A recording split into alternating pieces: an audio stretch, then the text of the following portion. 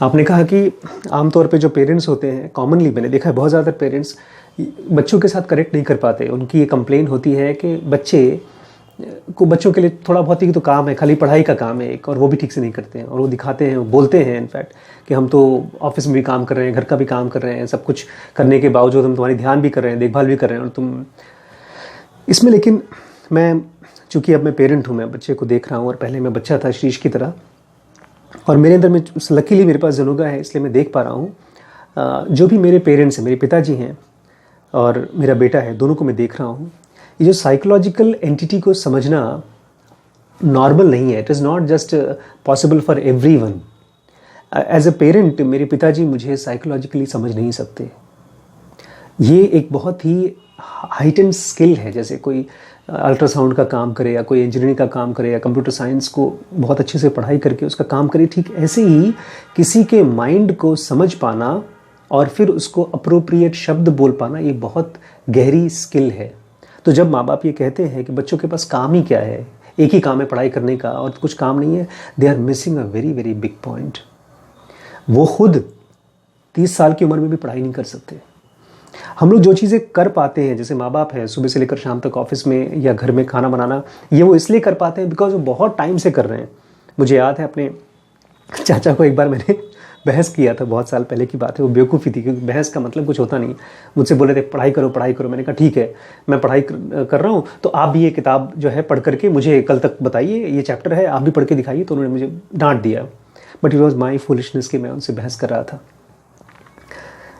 Responsibility हमेशा उस आदमी की होती है जो अपने हाथ में लेता है रिस्पॉन्सिबिलिटी। हम लोगों को लगता है बच्चों की तरह कि हमारे माँ बाप हमको क्यों नहीं समझते, उनकी तो उम्र हमसे ज़्यादा है, साइज़ हमसे ज़्यादा है, एक्सपीरियंस हमसे ज़्यादा है। बट रियलिटी ये है कि उनका एक सेक्टर में एक्सपीरियंस ज़्यादा है। मम्मी का किचन में एक्सपीरियंस ज़्यादा है, वो पापड़ और सब्जी और दाल अच्छी बना सकते हैं। पिताजी ऑफिस में जो भी काम है उसको चूँकि बहुत सालों से कर रहे हैं, इसलिए बार बार अच्छे से कर सकते हैं। लेकिन वहीं पर अपने बच्चे से बात करना, ये अपने आप में अलग स्किल है। सबसे ज़्यादा स्किल्ड आदमी वो होता है जो बहुत से लोगों के साथ मिलता है। मैंने देखा है कि जैसे राजू हैं, मैं उनसे बहुत कुछ सीखता हूँ, या जो भी हमारे टीचर्स हैं, कृष्णमूर्ति हैं, सहर जी हैं, दीज आर द पीपल जिन्होंने अपने माइंड को तो समझा ही समझा है, बट बहुत से लोगों से मिले हैं। जितने अलग टाइप के लोगों से मिलते हैं, उनको स्टडी करते हैं और उनके कॉन्टेक्स्ट में अपने माइंड को स्टडी करते हैं, ऐसे ही लोगों से हमको साइकोलॉजी की समझ लेनी चाहिए। और जो आदमी हमको न समझे, ख़ास तौर से हमारे पेरेंट्स, उसको हमें समझना होगा कि ये मजबूर है, इनकी खुद की उनके सामने कभी बोलना नहीं है, बिकॉज उसमें बड़ा टेढ़ा रिलेशनशिप होता है। It is kind of boss, parents are authoritative. तो और पेरेंट्स को मैं क्या बोलूँ, बस यहाँ पर हम दोनों एज स्टूडेंट्स हैं। अगर कोई पेरेंट बैठेगा और वो जानना चाहेगा कि कैसे मैं अपने बच्चे को समझूं, तब उसकी अलग कहानी होगी।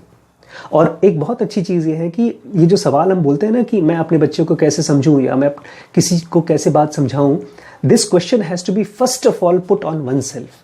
जैसे आप मेरे पास यहाँ पर आए बैठे हो, या मंजू है हमारे यहाँ काम कर रही है, या बाबा जी हैं काम कर रहे हैं, या सुबह सुबह आंटी आती है झाड़ू लगाने के लिए, उर्मिला आंटी आती है। इन लोगों को आप देखेंगे तो एक रवैया है, सोसाइटी का रवैया है कि ये तो देखो छुट्टी कर गया, आज दिवाली के दिन आज छुट्टी कर दिया। But if you are looking at that person individually, और आप अपने आप से पूछेंगे कि मैं कैसे बिहेव करूं इस आदमी के साथ, मैं कैसे बिहेव करूं, ये खुद से क्वेश्चन पूछना होगा हम लोगों को।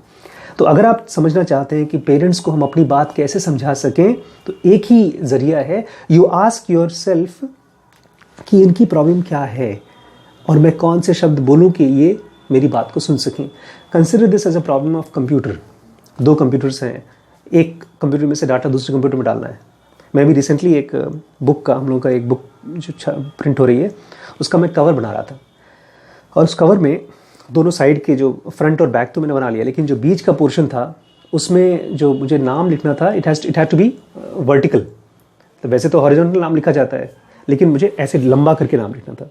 मैं स्ट्रगल कर रहा था वर्ड फाइल पे कि मैं कैसे उसको करूं, कैसे, बट कोई ऑप्शन नहीं दिख रहा था कि वो उसको वर्टिकल कर सकें। बहुत देर तक सोचता रहा, फिर अचानक से मुझे ध्यान आया कि करना क्या है यार, कुछ नहीं, इसमें फ़ोटोज़ को आप सीधा कर सकते हो। तो मैंने उसकी फ़ोटो ले ली, जो नाम शब्द था उसको टाइप किया, उसकी फ़ोटो ले ली, सो इट वाज सील्ड, और फिर उसको मैंने हॉरिजॉन्टली वर्टिकली 90 डिग्री पे ट्रांसफॉर्म कर दिया, तो सीधा हो गया। So consider this as a mathematical problem और लॉजिकल प्रॉब्लम कि ये आदमी मेरी बात नहीं समझ पा रहा है, तो कौन सी बात समझ पा रहा है, क्या शब्द यूज़ कर रहा है, और मैं कौन सी ऐसी शब्द बोल रहा हूँ या बोल रही हूँ जिसकी वजह से इस आदमी का दिमाग ख़राब हो रहा है। एंड वाइस वर्सा आपको पता चल जाएगा कि बटन्स कौन से हैं, क्या क्या तरीके हैं, और उसमें भी उम्मीद मत करिए कि आपकी सारी बातें सामने वाले को समझ में आ जाएगा। गौतम बुद्ध के साथ जो लोग रहते थे, उनके सबसे नज़दीकी लोग 20-20, 30-30 साल रहने वाले लोगों को भी एक दूसरे को लोग समझ नहीं पाते थे। लोग खुद के अपने आप को नहीं समझ पाते हैं। तो अगर थोड़ा बहुत समझ लेता है एक आदमी किसी और को, मतलब हमारे पेरेंट्स हमको और हम उनको, तो ये बहुत बड़ी बात है। We should keep making effort, और अल्टीमेटली एक टाइम ऐसा आता है जब हम अपने आप को कम्प्लीटली जब समझ जाते हैं, जिसको कॉल्ड एनलाइटमेंट हो जाता है, तब उस कंडीशन में उस आदमी का किसी के साथ कोई स्ट्रगल नहीं होता, because he doesn't want anything from anyone. और फिर वाइस वर्सा सामने वाले के साथ उसका कोई मतलब कोई प्रॉब्लम नहीं होती है। So consider this as a social glitch कि आप एक पर्टिकुलर पैटर्न में अपने माँ बाप के साथ रहते हैं, तो एक रोल आपको प्ले करना पड़ता है। उस रोल को अच्छे तरीके से सीख लें। तो आपने देखा है कभी फिल्मों में कुछ लोगों को बोलते हैं बहुत अच्छा एक्टर है, कुछ लोगों को बोलते हैं बेकार एक्टर है, देखा है ना? और पता है अमिताभ बच्चन जैसे लोग क्या करते हैं अच्छी एक्टिंग करने के लिए?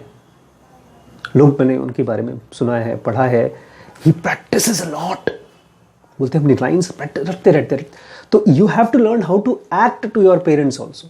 हम लोग बोलते हैं ना कि एक घर तो ऐसी जगह है जहाँ पर कोई आपको नाटक नहीं करना, but you have to act to be a good boy till you have your own house, and जब तक आप अकेले हो, जब फिर अकेले होंगे और जब शादीशुदा हो जाएंगे तब एक नया एक्टिंग चालू होगा।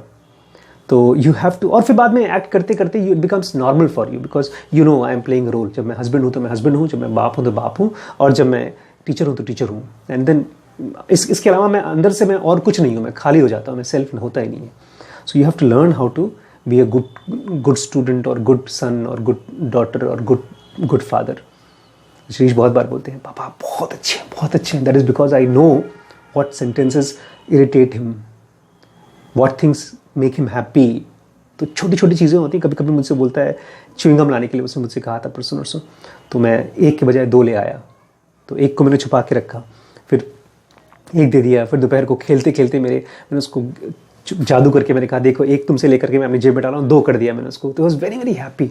सो one has to be very observant and willing to learn the art of making oneself happy and other person happy.